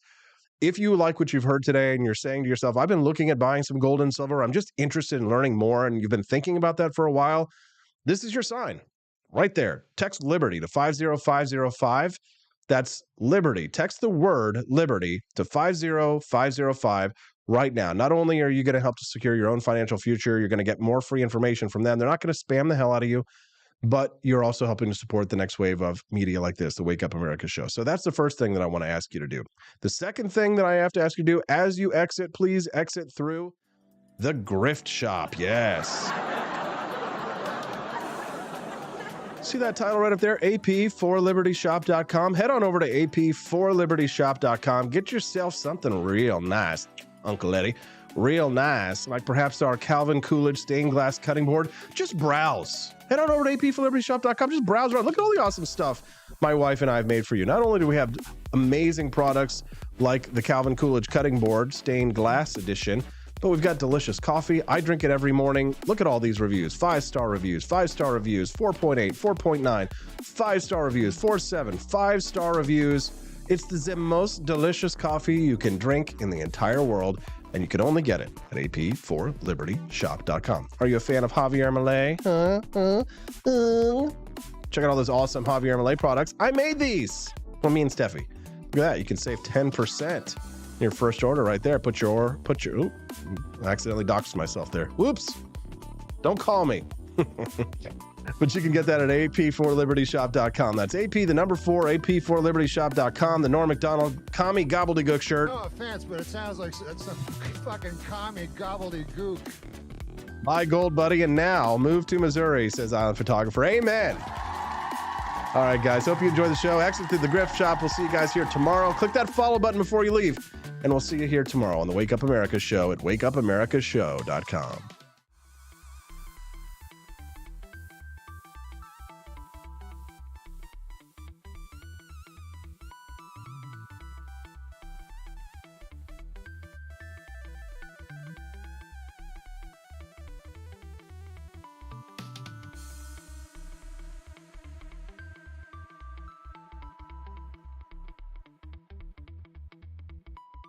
Expanse of time, a year might seem like a mere moment, but oh, what a year it's been. In September 2022, Austin and Stephanie Peterson embarked on a journey to wake up America. They began humbly, with just 20 souls tuning in, learning, listening, and though challenges arose, like the looming shadow of YouTube demonetization, their spirit never waned. And now, thanks to you, thousands rise with the sun to join them, to listen, to engage, to be a part of a community. So here's to you, and to Wake Up America, for memories shared, for friends made, for the journey ahead, and for never, ever forgetting to rise and freedom. Happy anniversary. I'm Donald Trump, and I approve this message. Believe me, Austin Peterson is the best. He's got the greatest Wake Up America show I've ever seen. Whenever I tune in the mornings and watch the live stream, let me tell you, he has got the absolute best content. I love his guests. It's just a total blast to watch, and I highly endorse and recommend the Wake Up America show. It's terrific, believe me. Is the outdoor your home about as exciting as a library? Then spice it up and unbore your space with our custom metal signs. Crafted with love and a bit of libertarian magic, you can customize your own metal sign at AP4libertyshop.com. So head to AP4libertyshop.com, customize your own metal sign today.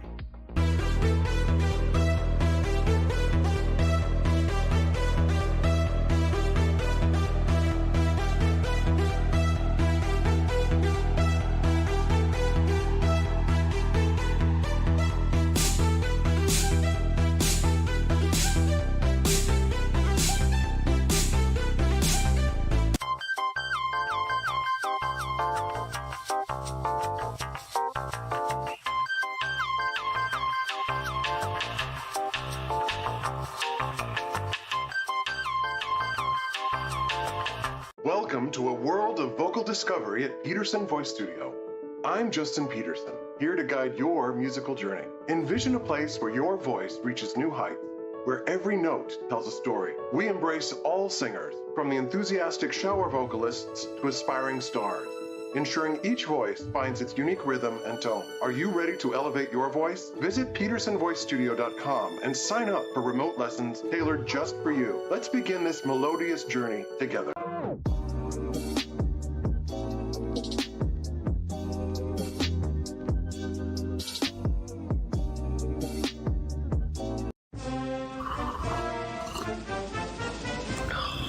Tired of spending your hard-earned money on woke corporations that don't share your pro-freedom values? Fed up with sipping liberal lattes and progressive cappuccinos? Introducing Founding Flavors from AP for Liberty Shop. Get your day started with Washington's Revolutionary Roast. As robust and principled as the man himself, this blend is the shot of energy heard round the world. Or maybe you want to taste the fervor of freedom with Adams's Patriotic Perk. It's as dynamic and balanced as the U.S. Constitution, sure to awaken your spirit of liberty. For the aficionados, we've got the Jeffersonian Java, a complex mix of flavors that speaks volumes about your refined tastes. And don't forget Betsy's Liberty Lullaby, our decaf option, crafted with the same care and dedication Betsy Ross put into our Star-Spangled Banner. This blend lets you enjoy the taste of freedom anytime without losing sleep. No woke beans here, folks. Just pure, patriotic, pro-freedom flavors brewed with love for liberty. So why compromise your principles for a cup of coffee? Stand up for your values, perk up your patriotism, and start your day the American way. Get your Founding Flavors at apforlibertyshop.com.